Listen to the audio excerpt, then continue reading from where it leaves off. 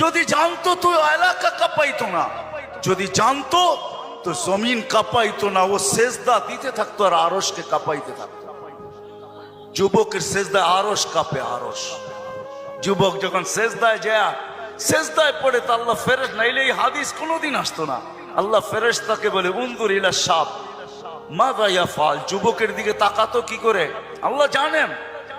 তো ফেরেশতা বলে জাআলা আজলাহু ওয়া মাজালাহু লিআজলিক, সবকিছু বিসর্জন দিয়ে আপনার কুদরতি পায়ে মাথা ঠেকায় দিয়েছে।